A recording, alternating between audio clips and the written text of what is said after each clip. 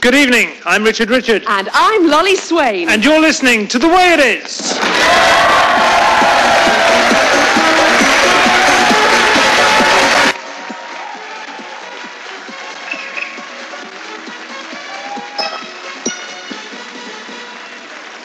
Headlines tonight. Bush's backs, Saddam is next. Mugabe stole Zimbabwe pole. Run for your life, Queen's got a knife. Will Young prefers hymns to hers.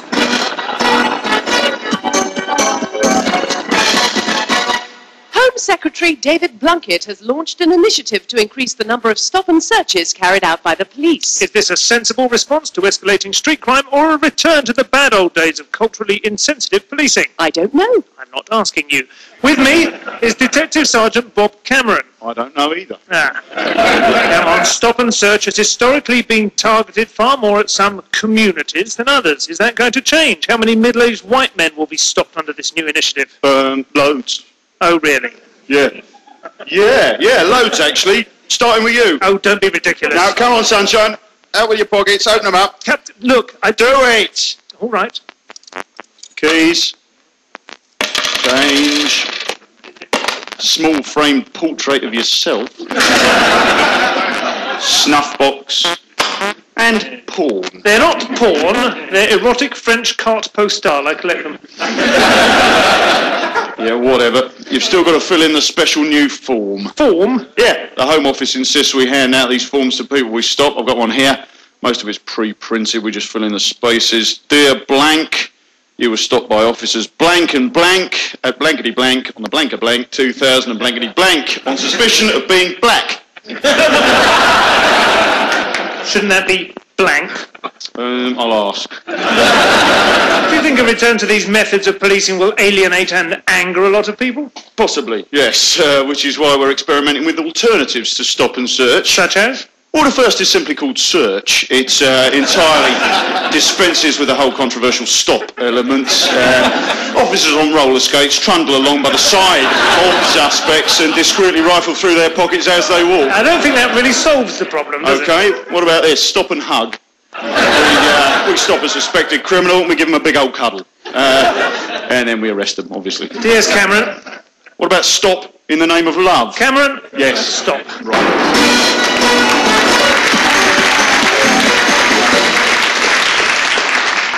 Has heralded the third phase of his new Labour master plan. According to the Prime Minister, the third phase is about driving forward reforms, building lasting change, investing in a modern Britain, blah, blah, blah, blah, blah, blah, bloody blah. We're joined in the studio by Millbank strategy guru, John, without an H, Baptiste. Hello. And for younger listeners, hi. Mr. Baptiste, what's Tony Blair trying to do with this latest expulsion of motivational wind? Tony wants to draw a line under recent controversies and criticisms of the government. That would just make them stand out more, would it? Sorry? Well, if I wrote down, for instance, this government is full of opportunistic liars, and then drew a line under it, it would then say, this government is full of opportunistic liars, underline. No, forget the line. Tony wants to look forward to phase 3 of this administration. Yeah, how many phases are there, out of interest? 46. 46? Well, what on earth do you hope to achieve by the final phase? Utopia, an ideal state of peace, cooperation and social perfection. And in this phase? We'll just try and sort out the trains. Fair enough. Secret US contingency plans to launch nuclear weapons at 7 countries it sees as a threat has caused worldwide concern. But how serious is Washington about using nuclear weapons in the war against terrorism? On the line from Capitol Hill is our American political editor, Kelvin Brown. Kelvin, what can you tell us about the climate in D.C.? It's very cold in Washington. I meant the political climate, Kelvin. We've heard a lot about America's nuclear hit list. Can you tell us how seriously we should be taking the Bush administration's unilateral hawkathon behaviour? Well, Richard, I was talking to us very close to Donald Rumsfeld, the Secretary of Defense, and he told me that only yesterday, Rumsfeld, while visiting the Pentagon, dropped his wallet. A cleaner picked it up and returned it to Rumsfeld, who thanked him and warned him to stay clear of Baghdad next month. Yeah, and that actually happened. Thank you, Kelvin. So, Bruce Forsythly-chinned pop idol winner Will Young is gay. Shock news, but pundits believe it won't affect the rest of his career. Or March, as it's otherwise known.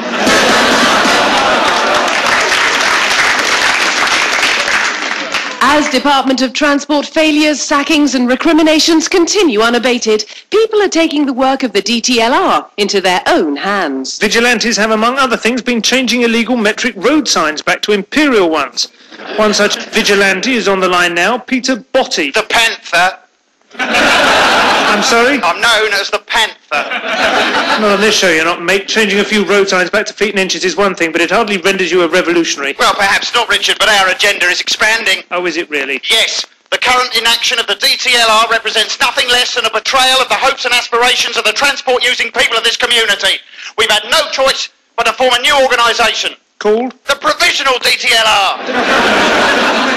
Provisional? DTLR, that's right. It's already begun. As we speak, over a dozen tactical cone removals will leave large sections of the M11 completely navigable. And that's just the start. Yeah. Thank you, Panther. The Panther.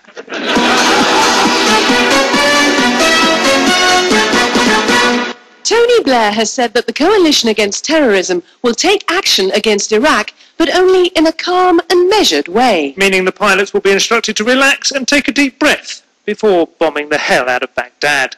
The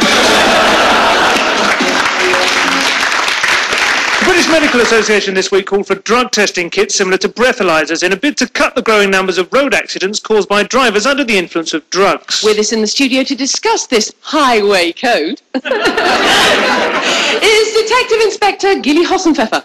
Evening, Lolly. Evening, Richard. Evening, Mum. Inspector, we all know how a breathalyzer works, but how exactly can you test if drivers have been using drugs? Well, there's a few simple indicators, Lolly. Dilated pupils, shaky hands, and repeated use of the words man, bummer, and stash. But what form will the actual testing equipment take? Well, Lolly, we'll be equipping all officers with lava lamps. Really? Yes. They'll ask drivers to stare into the lamps and then describe the shapes they see. Anyone who answers spiders, Jesus, or a whale with the face of Jerry Garcia will be deemed to have been tooting on the booner or whacking up the hard crack and arrested. And if none of that works, we'll play them Pink Floyd's The Wall, you see. Now, anyone who doesn't break down and weep with boredom after the first side is quite clearly ripped to the bitch tits on the grassy skunk. Inspector, I can't help noticing all your drug references seem to stem from the 1970s. Whoa! Call it, Daddy-O. Oh, this is the latest information. In fact, we've called in a pair of American experts to brief us. And they are? Detective Cheech and Sergeant Chong. Inspector, you're bumming my stash. Breaking news now, and we're receiving reports of further activity by the Provisional DTLR. Jackie Trent is outside. Hello, Richard. What can you tell us, Jackie? Well, it seems that Virgin Trains have received a phone call from the Provisional DTLR warning them to check their drivers' compartments. Sounds sinister, Jackie. Did they find anything unusual? They certainly did, Richard. Drivers. Shocking news, Jackie. Anything else? Not as yet, Richard, but I'll keep you informed as and when further terrorist improvements are made to the national transport system. Please do, Jackie. Jackie Trent there, taking the strain. President Robert Mugabe has won the election in Zimbabwe ahead of opposition candidate Morgan Tsvangirai. Oh, I'm so surprised. Are you? I was being sarcastic. Sorry, didn't notice. Oh, I'm so surprised. Our Africa correspondent, Michael Trim, has been covering this so-called election, and as you probably know, BBC reporters have been banned from reporting from inside Zimbabwe itself. So Michael joins me from about 2 feet away. He's just here in the studio. Hello there. Yes, that's a little too close, actually. Sorry. Now, Michael, in this farce of an election, Mugabe has won and Tsvangirai has failed to take power. But tell me the real loser in all of this.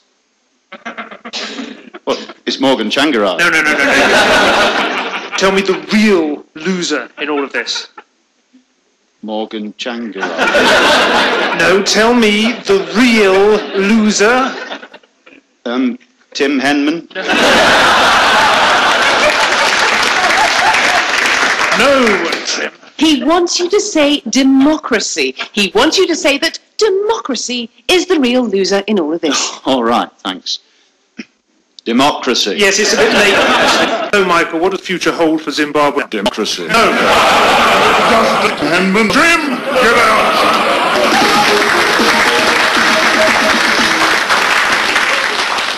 So it's official. Eminently slappable chat show marmoset Johnny Vaughan is a colossal waste of money. Oh, I love Johnny Vaughan, Richard. He's so lovably mouthy.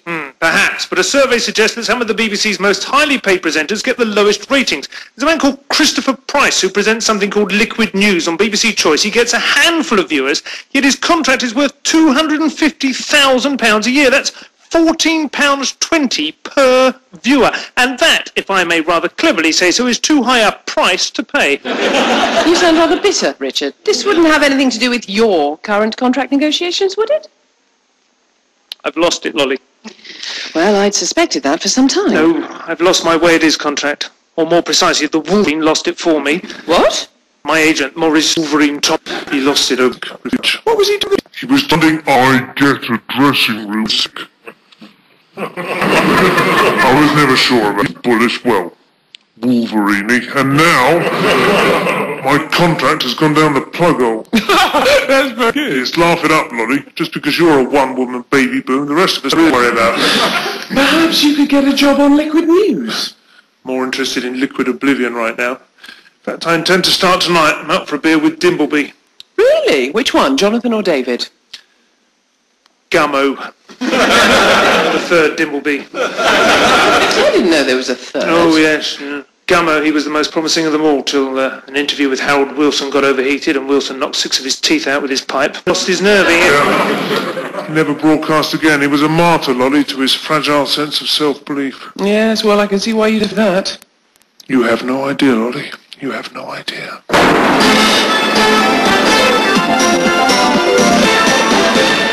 And we go back to Jackie Trent now. Jackie, I believe there's been further terrifying outbreaks of efficiency in the transport system. That's right, Richard. This evening, several buses have been reported as arriving evenly spaced out and on time at stops throughout the country. And a parked steamroller that was causing a traffic delay of several miles in Reading has simply been moved into a lay-by for the night, if you please. Are these outrages being blamed on the provisional DTLR, Jackie? Well, they were, Richard, but they have now been claimed by a new splinter group calling itself the real DTLR. A splinter group already? Indeed, Richard. Thank you, Jackie. And in the last few minutes, a group calling itself the Continuity DTLR has been widely discredited, as it's thought the call was made by Stephen Byers, talking into a hanky.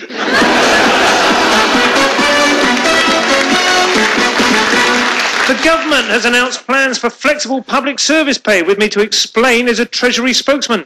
Explain? Well, we can't afford to pay them properly, so they're just going to have to be flexible, aren't they? Thank you. Law, good God, what is it good for? Absolutely nothing, especially when it gets in the way of me revealing the name of the married footballer who's been caught cavorting with lap dancers. This week, in a victory for the press, a judge said that his name could be published, but he's appealing against the ruling, so we still can't tell you his identity. Do you know who it is, Richard? That would be sub judice, Lolly? No, he plays for Brazil, doesn't he? It's not him. Never mind. Anyway, the fact that we can't yet legally spill the beans hasn't stopped us using the case for this week's competition. Guess the soccer star. Using your skill, judgment and idle speculation with your mates in the pub, why not have a shot? Actually, Richard, I know who it is because my friend Ginny works at the Sunday People and she says it's... Really? Is the mystery footballer. I know! Apparently, he went to this lap dancing club and met this stripper called... And according to Ginny, he couldn't even wait, so he... right there and then! See, no shame. And they went outside for a quick... followed by a... and then a fairly hard... And apparently, when they got back to his hotel, they ripped their clothes off and they went for it in a frenzy of...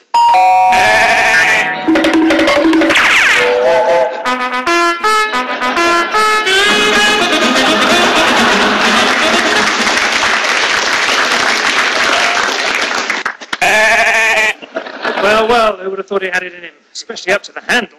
Shocking, isn't it? I hope it all comes out. Oh, I should think it will, but lubrication. I meant in the papers. Time now for more revelations from the comfortingly irrelevant world of high society. Here's Nigel Kempton with a load of old posh. Nigel. I hear the foot and mouth epidemic has taken its toll on Lord Swanfondler of Bowes' chances in the Cheltenham Gold Cup. The gammy old peer's favourite nag, Gusset Ahoy, is in good shape. But he had to have his groom and stable lad culled, burnt and buried in a big pit as a precaution after they presented with cold sores and blistered hands respectively. Swanfondler, known affectionately to the local scum as Lord Loverduck, is still hopeful, however, and is putting his son in silks for the first time to jockey the horse to success at the tender age of 3. I'll tie him on with baling twine if I have to, chuckles Swanfondler moistly. What he lacks in skill, he'll make up for in ballast. Delightful. Nigel Kempton, a true knob.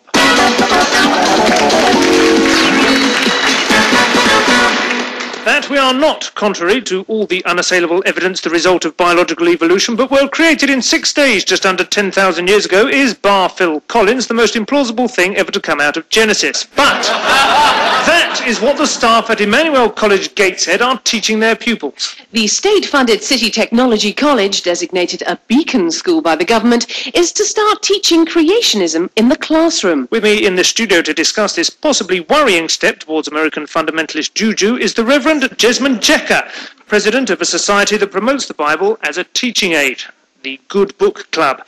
Reverend, are we really supposed to accept creationism as a valid theory? As valid as any other theory, Richard. Evolution is just a theory. It hasn't been conclusively proved. Well, has creationism? Yes.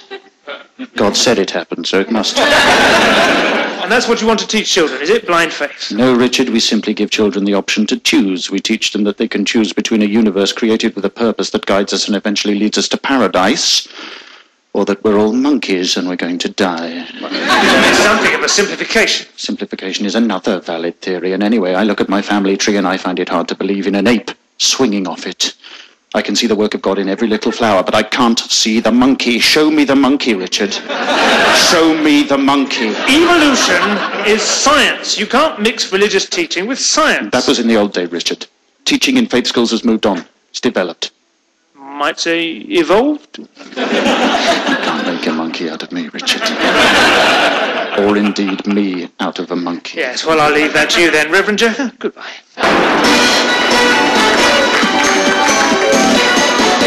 This year marks the 20th anniversary of the Falklands War. And to commemorate this historic event, we're releasing a special edition cassette of clips from our coverage of the conflict. Like this famous report from our very own James Gravelax on board an aircraft carrier.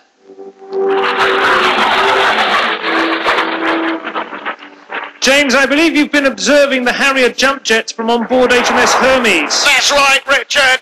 Were any planes lost in today's action? I'm not allowed to tell you that, Richard. That's classified information. But what I can tell you is that I counted them all out.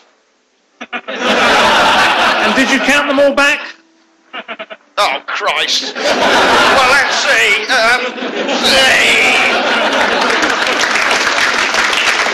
Or Richard's attempt to outdo Robin Day in his notorious grilling of Defence Minister John Nott. Mr. Nott, why should the public on this issue disbelieve a senior army officer and instead believe you, a transient here today and, if I may say so, gone tomorrow, great big baldy spanner? Now, look, if you're trying to get me to walk out, it's not going to work. Your mum's a slag. Right, I'm leaving. Great stuff. So why not go out and buy your copy of The War It Was, available from all good bookshops and one or two of the larger all-night garages.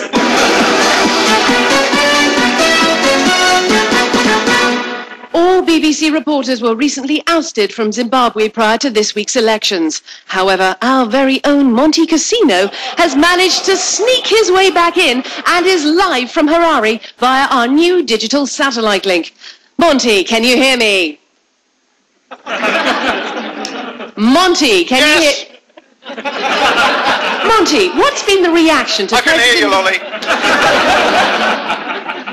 Carry on, Monty.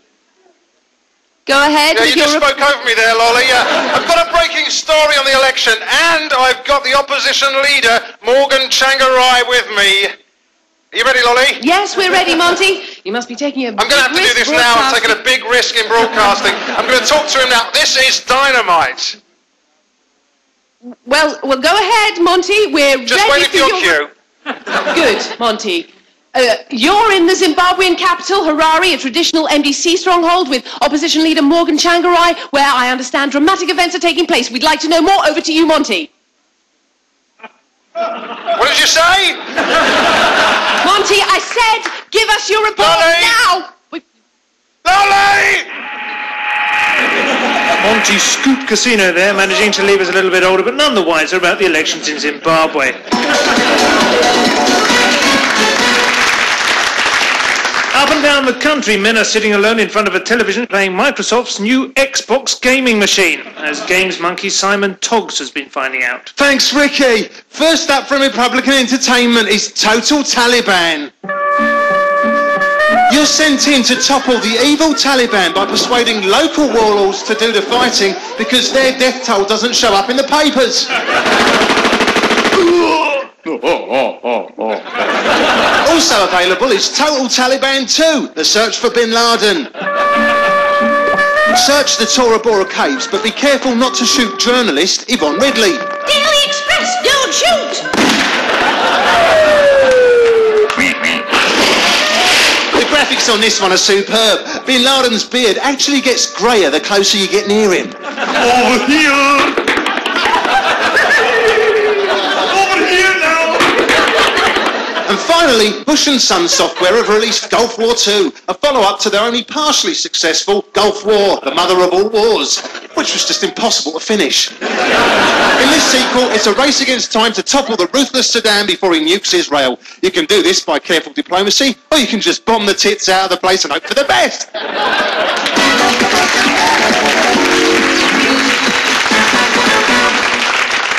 Religious news now, and Naomi Campbell has cellulite. And that's religious how exactly? There is a God.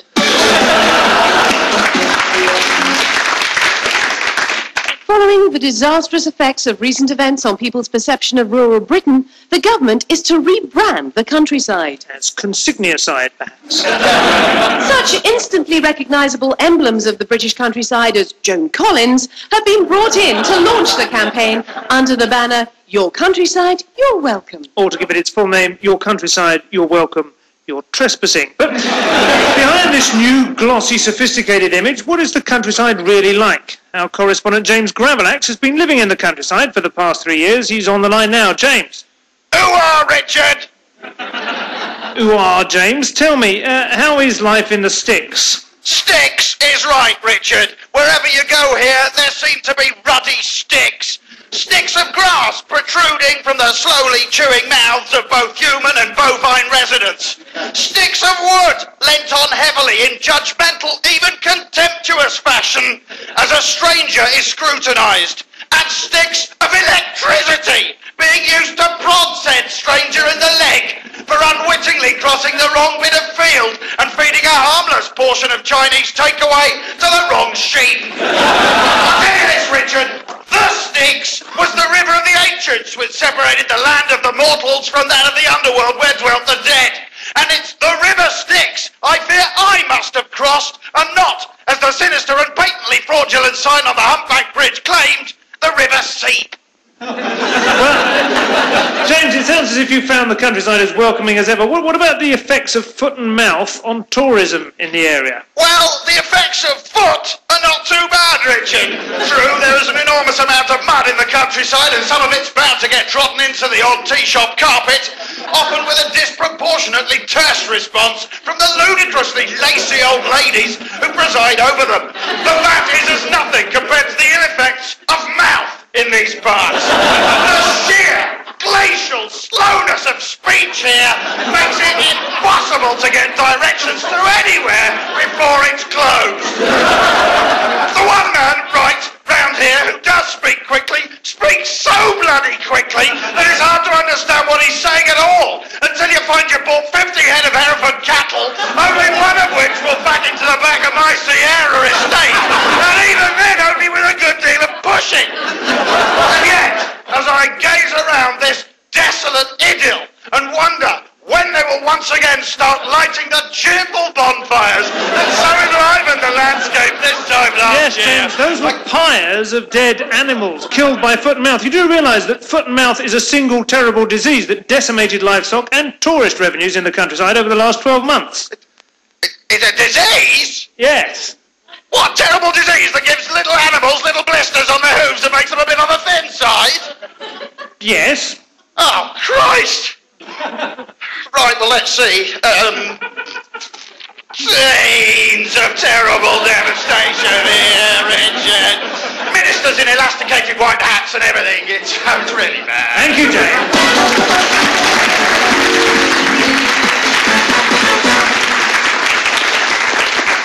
So, how's the gestation going, Lolly?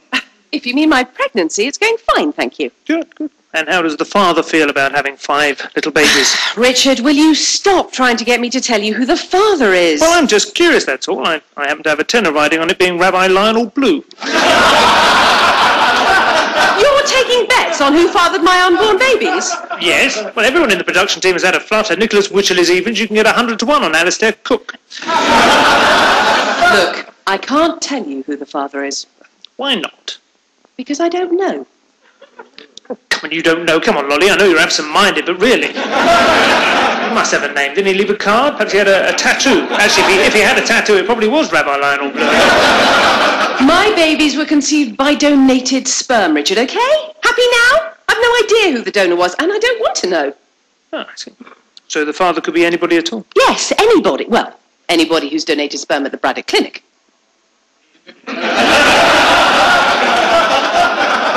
The Braddock Clinic in Chelsea. Yeah, it's on the corner of Cheney Walk and Elm Road, just by the Victoria Wine Shop. Do you know it? I've been past it on my way to not donate sperm there. You donated sperm at the Braddock Clinic? Lolly, I didn't say... In fact, I said exactly the opposite. Oh, my God! But it was just a few times. I mean, I didn't do it for the money. I did it as a public service to enrich the gene pool. But do you know what this means?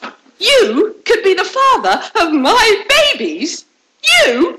Oh, God! You? They might have your eyes! Oh, what's wrong with my eyes? Oh, God!